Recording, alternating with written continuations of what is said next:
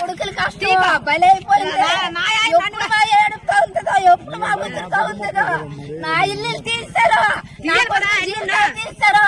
నా మనవులకి ఎందుకు గొడ్డ కొనుక్కోలేదు, నా మనవులకి ఎందుకు వస్తు కొనుక్కోలేదు.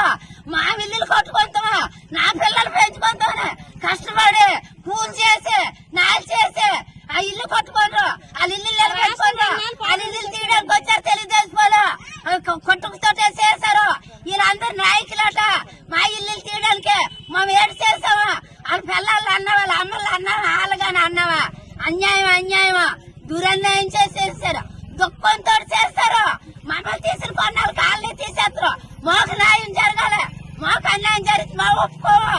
మా ఎవరికి గుడ్డు మీద కష్టపడో కూలి చేతో నాలు చేతో మా వెలిగే వస్తాము. అన్యాయం కాలే పోవాలా, నూరు ఆడుకున్నా. మాకు న్యాయం జరగాల, గవర్నమెంట్ న్యాయం చెయ్యాలా. చంద్రబాబు